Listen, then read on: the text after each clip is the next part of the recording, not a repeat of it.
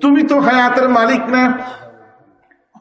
হযরতে আজরাইল বলে, মূসা পয়গম্বর, আপনি যখন থাপ্পড় দিয়ে চোখ বের করে দিয়েছেন, আমি আল্লাহর কাছে দিয়ে নালিশ দিছি, আল্লাহ আমি মূসা পয়গম্বরের কাছে গেছি রুহু কবজ করার জন্য, আমার ডাই কবজ হওয়ার পালা। কি আমি গেছি তার রুহু কবজ করতে, কিন্তু দেখি যে আমারটাই সে কবজ করবে, এই এক অবস্থা। ডরে আমি চলে আসছি। এবার আল্লাহ আমাকে, আমি আসতে চাই নাই, আগে আবার থাপ্পড় দিয়ে এবার ডাইন চোখের চোখটা বের করেন, আমি কিন্তু আসতে চাইনি, আল্লাহ পাঠাইছে। এবং আল্লাহ আমাকে পাঠাইছে, এবার হায়াতের ডিব্বা দিয়া পাঠাইছে। আল্লাহ বলছে, আজরাইল আমার বন্ধুর কাছে গিয়া বলবা যে গরুর উপরে হাত দেবা, যতগুলো পশম, প্রত্যেক পশমে 1 বছর যদি বাঁচতে চাও, এটা বাজেট। কথা কয় না? আর যাদের জন্য বাজেট থাকে ওরাই বাজেট নিতে চায় না, এই দুনিয়ায় বাঁচতে চায় না। আর যাদের বাঁচার কোনো গ্যারান্টি নাই, তারা 41 সালের আগে দেশের থেকে ক্ষমতার থেকে নামতে চায় না। এটার নাম দুনিয়া। বোঝা লাগে, ওরা দুনিয়ার হাকিকত বুঝছে।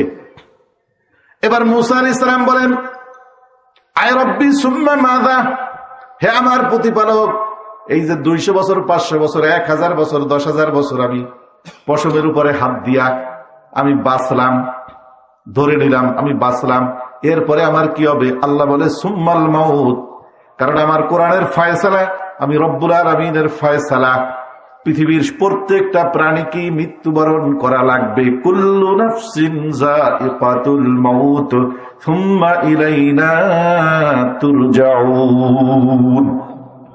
মরা লাগবে, আমার কাছে আসা লাগবে, 2 দিন আগে অথবা কি পরে। হযরত মূসা আলাইহিস সালাম বলেন, ফাল আন, হে আমার রব, যদি তাই হয় তাহলে আর দেরি নাই, এখনই আমি রওনা করতে চাই। সুবহানাল্লাহ।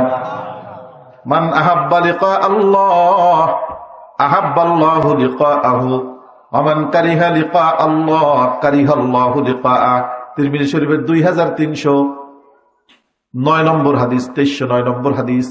পয়গম্বর বলেন, যারা আল্লাহর মহব্বতে আল্লাহর সাথে সাক্ষাৎ করতে চায়, রব্বুল আলামিন তাদের মহব্বত করে এবং তাদের সাক্ষাৎ করার জন্য অপেক্ষমান থাকে। কথা কি বুঝতেছেন? হযরত মূসা আলাইহিস সালাম বলেন, তাহলে এখনই মরব। হযরত আজরাইল আলাইহিস সালাম চেহারার দিকে তাকায় আছে, আর একবার মূসার চেহারার দিকে তাকায়, আর একবার আকাশের দিকে তাকায়। আমি ভাবলাম কি উনি কয় কি, যদি আপনি এখনই মরবেন তা হুদাহুদি আমার চোখটারে নষ্ট করার দরকার কি ছিল? কথা কয় না? আপনি মরবেন এখনই, তো মাঝখান থেকে আমারে আপনি কি করলেন কেন, কানা মারাইলেন কেন? আপনি তো বাঁচবেন না। আল্লাহ বলে, আজরাইল তুমি এটা জানবা না, কারণ আমার পয়গম্বরদেরকে আমি রব্বুল আলামিন গায়রাত দান করছি। গায়রাত কি বলেন তো দেখি? গায়রাত আরবি শব্দ, বাংলায় বলে আত্মমর্যাদা। 3 মাস যদি না খেয়া থাকে, আত্মমর্যাদায় এত বেশি আমি তাদেরকে দিছি, আমি রবের কাছে বলা ছাড়া দুনিয়ার কোন মানুষের কাছে বলবে না। আত্মমর্যাদা বুঝেন নাই? ওলামায়ে কেরামের আত্মমর্যাদা। আপনারা ভাববেন, হুজুর আপনারা তো সারাদিন শুধু চান, দেন দেন দেন দেন, মুষ্টি চাল দেন, টাকা দেন, পয়সা দেন, দান দেন, এটা দেন। দোস্তাহাবাব 1 টাকাও যে চাচ্ছে তার নিজের জন্য না, সমাজের ধনীদের কাছে চায়, গরিবদের সন্তানগুলোর পিছনে ব্যয় করে। কথা কি বুঝতেছেন? আমার ভাইরা, দোস্তাহাবাব, এবার মূসা আলাইহিস সালাম বলেন, আল্লাহ মরবো, কিন্তু একটা দাবি আছে, উইদাউট কন্ডিশন আমি মরবো না, আমার একটা কন্ডিশন আছে। সুবহানাল্লাহ কয় না? মরবো এক্ষুনি, কিন্তু আমার একটা কি আছে? দাবি আছে। কি দাবি?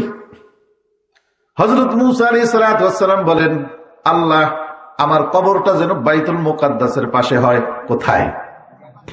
বাইতুল মুকাদ্দাসের পাশে আমার কবর দিবেন। যদি এই শর্ত মানেন তাই মরবো, নইলে আজরাইলকে ফেরত নেন, আমি মরতাম না। কথা বুঝতেছেন?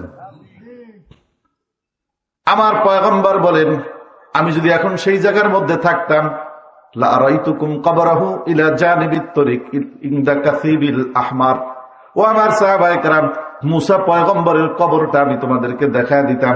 বাইতুল মুকাদ্দাসের একটা রাস্তা দিয়ে যাওয়ার সময় উঁচা একটা লাল মাটির টিলা আছে, পাহাড় আছে, ওই পাহাড়ের পাশে হযরত মুসা আলাইহিস সালামকে আল্লাহ কবর দেওয়ার ব্যবস্থা করছে। কতটুক দূর?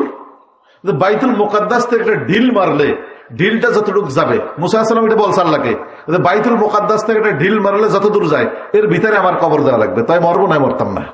কথা কি বুঝতেছেন? আল্লাহ খায় কবুল, এবার মরো। কিন্তু মরার থেকে রেহাই পাইছে। এই তো হলো মুসা আলাইহিস সালামের কথা।